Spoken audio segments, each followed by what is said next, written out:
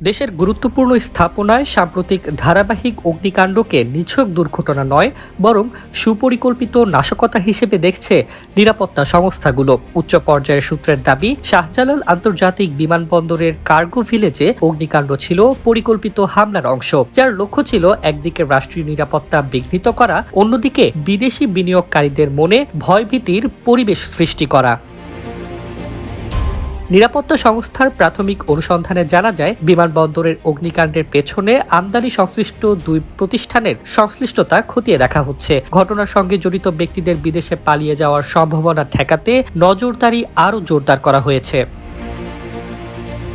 সংস্থাগুলোর আশঙ্কা, বিমানবন্দরের পর পরবর্তী লক্ষ্য হতে পারে রাজধানীর মেট্রো রেল সহ দেশের দ্রুত বিকাশমান অন্য গুরুত্বপূর্ণ যোগাযোগ ব্যবস্থা। পাশাপাশি বেশ কয়েকটি কৌশলগত সামরিক স্থাপনাও সম্ভাব্য টার্গেটের তালিকায় রয়েছে। জীবন অবাক না করলে কে করবে? 28% মিল্ক ফ্যাটের অবাক করার সাথে ফ্রেশ মিল্ক পাউডার। জীবন অবাক করুক প্রতিদিন।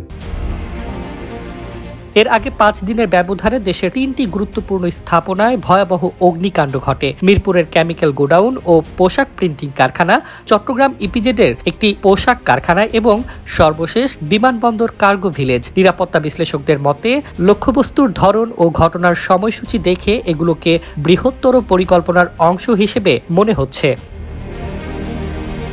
নিরাপত্তা সংস্থাগুলো জানিয়েছে, জনমনে আতঙ্ক সৃষ্টি, লজিস্টিক চেইন বিপর্যস্ত করা এবং দেশের ভাবমূর্তি ক্ষুণ্ণ করার উদ্দেশ্যে এ ধরনের নাশকতা পরিচালিত হচ্ছে। ইতোমধ্যে রাষ্ট্রীয় পর্যায়ে একাধিক গোয়েন্দা সংস্থাকে সমন্বিতভাবে তদন্ত ও প্রতিরোধমূলক ব্যবস্থা নিতে নির্দেশনা দেওয়া হয়েছে। কি পয়েন্ট ইনস্টলেশন সমূহে নিরাপত্তা জোরদার করা হয়েছে। নিরাপত্তা বিশেষজ্ঞদের মতে, এই ধারাবাহিক অগ্নিকাণ্ড দেশের বিরুদ্ধে পরিচালিত গভীর ষড়যন্ত্রের ইঙ্গিত দেয়। দ্রুত তদন্ত ও পূর্ব সতর্কতামূলক ব্যবস্থায় পারে পরবর্তী সম্ভাব্য হামলা প্রতিহত করতে এবং জাতীয় নিরাপত্তা সুরক্ষিত রাখতে। ডেস্ক রিপোর্ট, জয় জয় দিন।